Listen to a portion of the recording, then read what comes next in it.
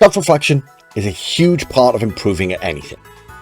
This is one of the reasons why I try to do a little sort of post-game analysis after every single match, and why today we'll be looking back over Season 5 as a whole and seeing where things went well and where things went wrong. As with previous season reviews, I won't look at each individual match. That just take hours, and you guys just don't want to sit through all that shit. Also, there are some battles I genuinely have PTSD over and do not want to relive.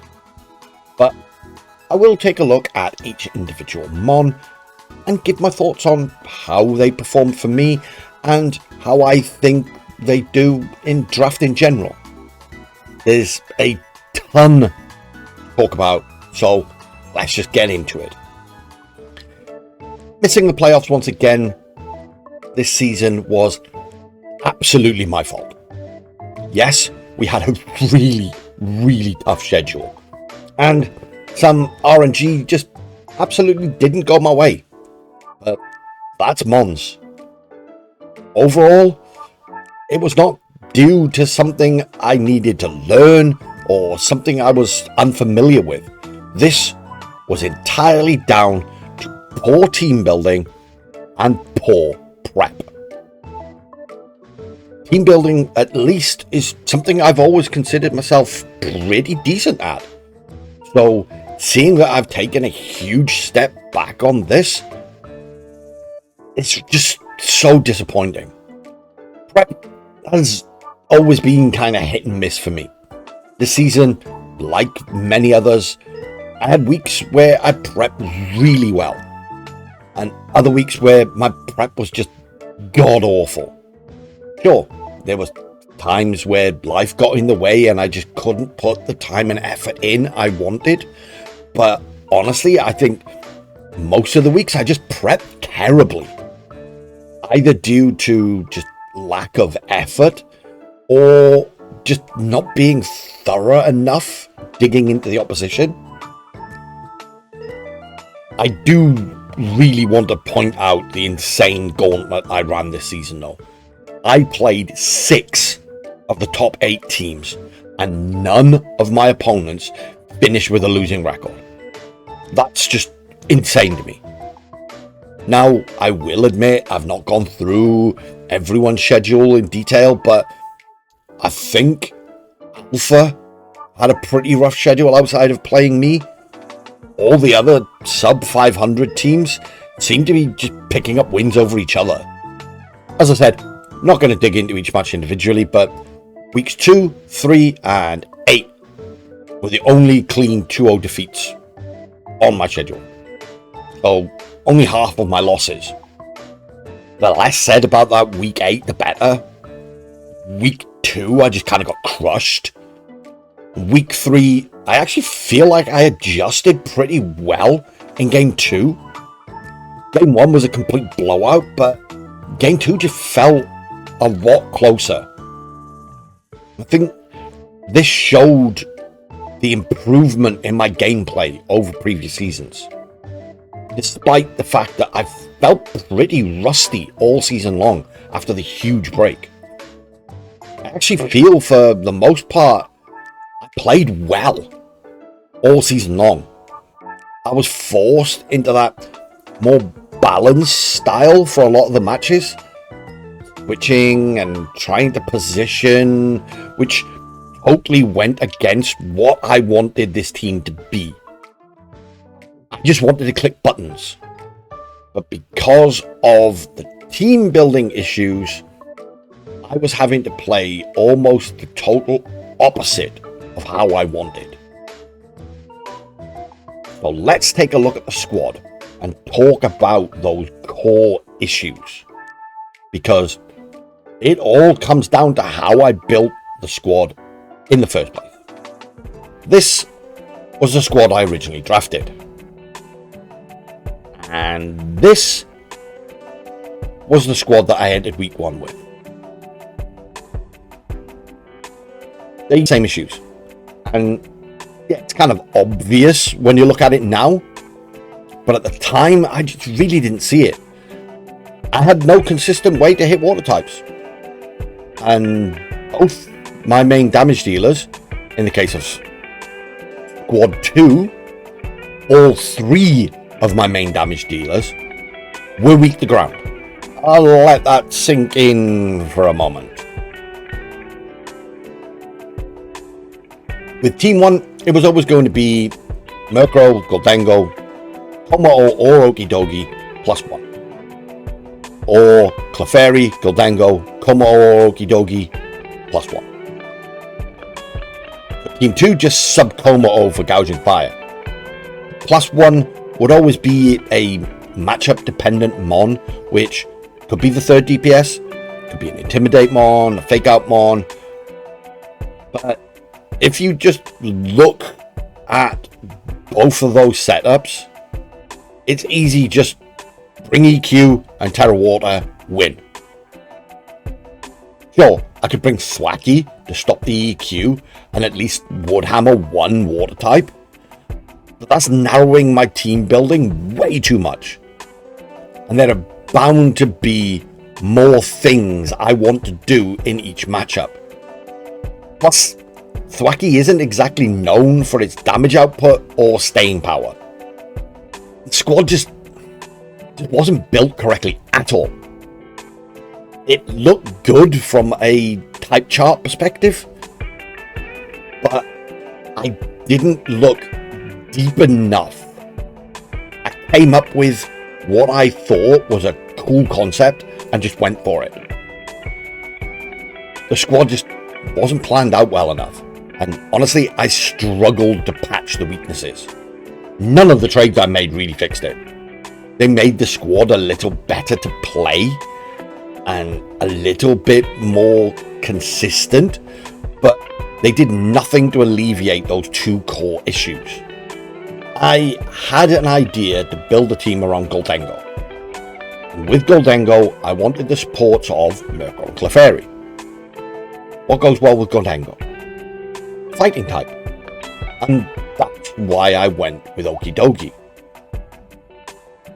But that slot really needed to not overlap weaknesses with Dengo. I think Kommo was good in this slot. It hits the normal types and the dark types that Dengo doesn't like, and Goldengo takes care of the fairy and psychic types that Kommo hates. Kommo also works well with Clef if I want to go with the Clangorous setup. So the odd one out here was Okidogi. This slot should really have been someone that hits the types that Kommo and Dengo can't. And no matter how I switch the squad up, and believe me, postseason, I've tried several combinations. There's one Pokemon, offensively at least, would have been perfect. Sandy Shocks. And Sandy Shocks is a favourite mon of mine. So I was so focused on wanting to take Dogi and Okidogi being the fighting type that I didn't see that Kommo was actually the better partner for Goldengo. And Okidogi should have been the one dropped for Gouging Fire. Funny thing is, taking Sandy Shocks over Okidogi also makes the bringing Gouging Fire in a little easier. Since I never wanted to drop Suicune, and I don't need Crocodile as a ground type. The switch is simply skipping a step in the trades I made. Arcanine for Scrafty, Kommo for Gouging Fire. Look at that squad and wonder why the hell I didn't see it from the start. Yes, I still have that triple ground weakness, but Suicune is far more threatening to those ground types than Blastoise, due to having Scald over Hydro Pump and the ability to set up with Calm Mind. And it also brings more utility. Scrafty instantly adds that role consolidation of Fake Out plus Intimidate that I traded for a few weeks in. I don't think there's a way to solve the triple ground week without a severe overhaul of the squad, which I think would have involved taking Miaskarada over Sandy Shocks and dropping Thwacky. Trying to pair Gouging Fire and Goldengo was kind of doomed from the start, in my opinion. This issue plagued me all season long, and it was compounded by another issue that I really didn't pick up on until probably the middle of the season. Every single team was just so damn bulky. The natural defenses on pretty much every team I was facing were ridiculous, or at the very least easy to patch with, say, an assault vest or a few EVs in the lowest stats. You combine that bulky opposition with the fact that my playstyle for a Murkrow based team is step Tailwind, let Murkrow die, spam strong move until everything dies. It just doesn't mix.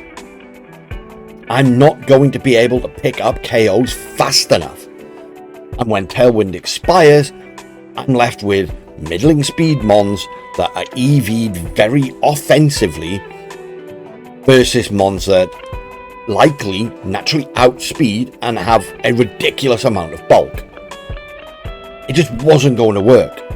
And I needed to be more aware of what the rest of the league was drafting and react faster. Especially when 3 of my key mons, Murkrow, Clef, Thwacky, are not fully evolved. They just couldn't hope to compete. Let's take a quick look at the individual mons, starting with the duo I was so adamant about building around. Murkrow, Goldengo. Murkrow just struggled to do much this season, and I rarely felt able to bring Tailwind. So from the midway point of the season, I just stopped bringing it. Because of the way I'd set the team up, I almost always felt like he had to be running Tailwind plus Sunny Day, which was really limiting. Because I like to run Protect on a Sashmon, leaving me 1 move slot on those sets, which, if I wanted to run Specs Dengo, was always going to be Haze. And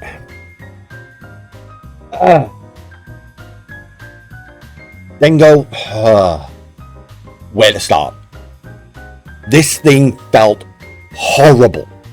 Absolutely horrible. I just couldn't get it going.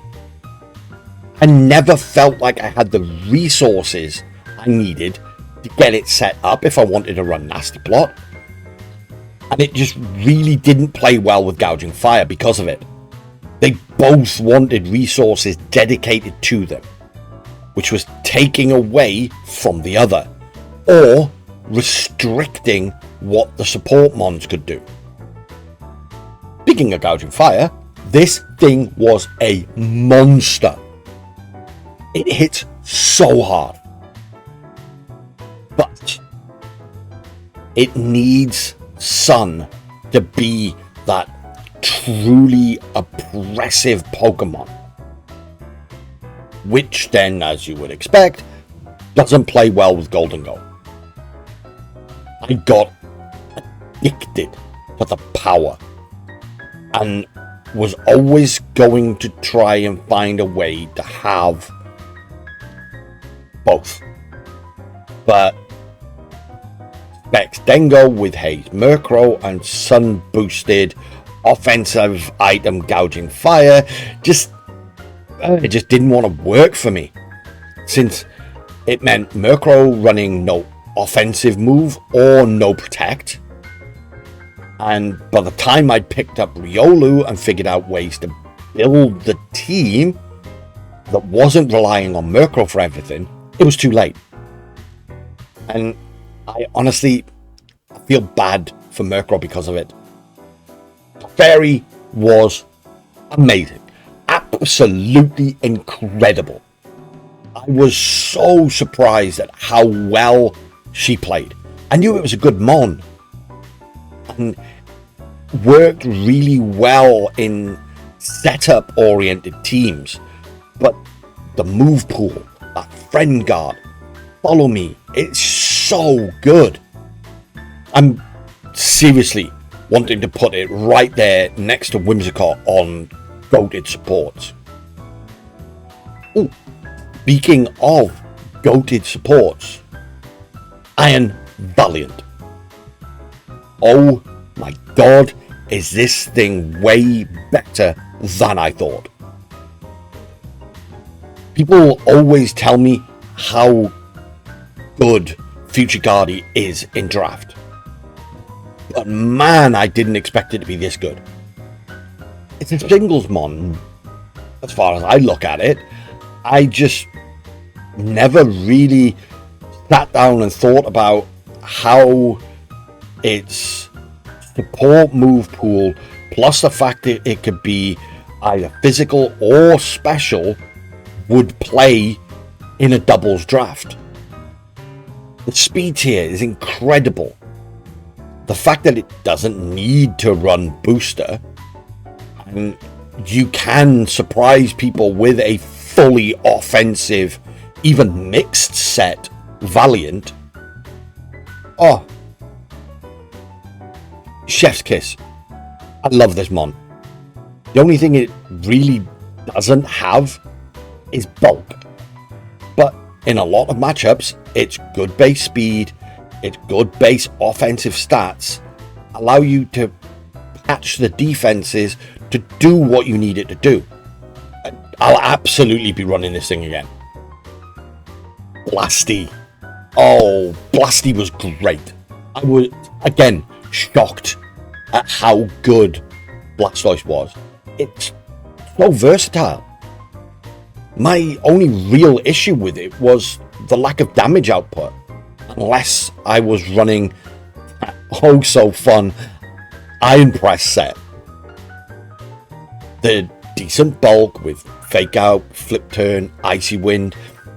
It's just a really solid mon that surprised me all season.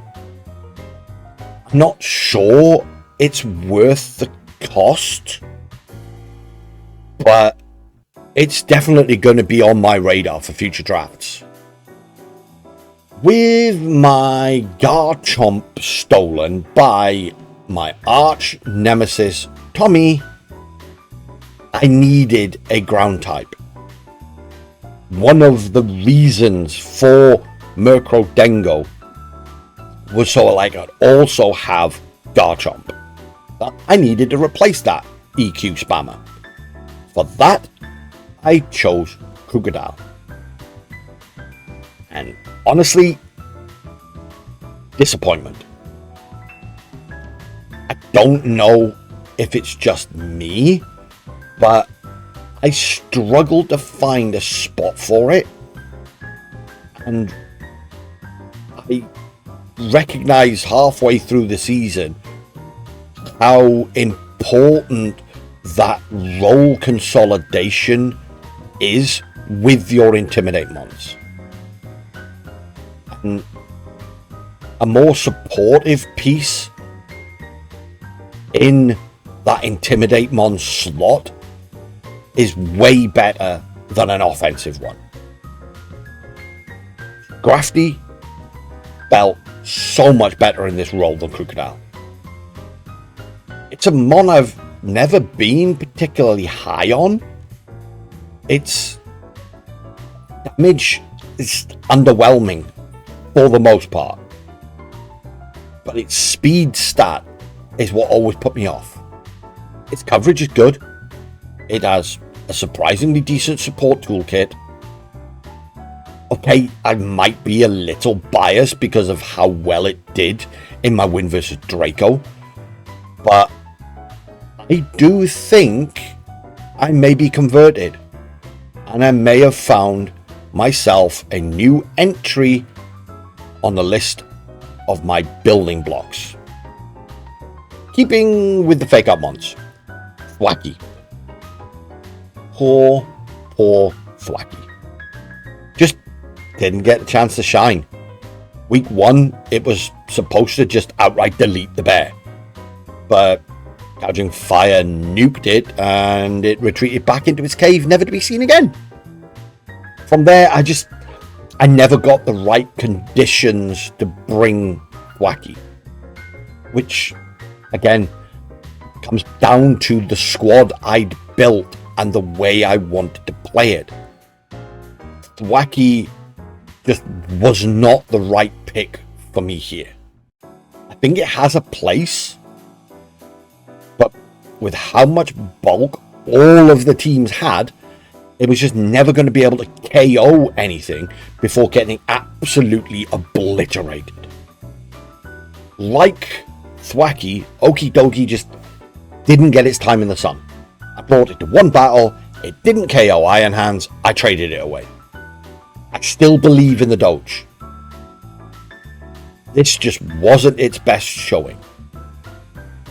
Finally, we have the duo I brought in for the last few weeks. DD Male and Iron Crown. These guys were, I think, pretty much the only reason I won a single match this season. Finally realizing Dengo was hot garbage, bringing in Iron Crown was probably not the best move, but I felt like playing a little side spam in a dead season, and honestly, it worked. Indeed, it was great. I loved the throat spray set, and that inner focus trick room set versus Draco. Oh, that was so much fun. Crown hits like a goddamn truck. I wish I'd managed to get the electric terrain setup to work versus Alpha, but even without terrain, psychic or electric, this mon puts up numbers. I really want to try it out for a full season sometime, because there's some tech I can. Yes. So that's it. TLDR for anyone skipping. Goldengo, terrible in draft. Don't think I've seen anyone have a lot of success with it. It needs a specific team and specific circumstances to work. Gouging Fire is as strong as advertised, but it really wants Sun to be that oppressive monster that people talk about. Clefairy and I'm Valiant, goated. Murkrow isn't bulky enough for draft. Grafty, massively underrated. And I still hate Tommy. I guess, to summarize this season, I was very, very rusty to start out. But over the course of the season, I think I played some of my best Pokemon ever. My match versus Draco is an example of probably the best prep I've ever done. Versus Chris, I played balance pretty well for the first time. It was truly a perfect storm of opposition Pokemon, bad drafting, strength of coach schedule that just blew up in my face, but also forced me to play to my potential to achieve what I did, which, with all of that taken into account, I'm pretty proud of. I think I was only really outclassed in one match, maxed out in another. The rest of the time, I feel like I put up a great fight, but with a better thought out draft, I might have been able to pick up a win or two. Would I have made playoffs? with that schedule, I doubt it. But it would have been way closer than this. We'll definitely be back for Season 6. With even more failures, but hopefully more victories. In the meantime, Woobats have been accepted into the GLDL, Great Lakes Draft League, for a very special season. I cannot thank Wakeman enough for having my dumbass along for the ride. That will be starting very soon, so drop a sub if you want to see more VGC draft. And slight potential spoiler alert, I might be having a crack at a singles league. That's going to depend on how timings line up with GLDL and Season 6 of RDL though. Now, I'm going back into my hole for a well-deserved rest, and I will see you all in a few weeks.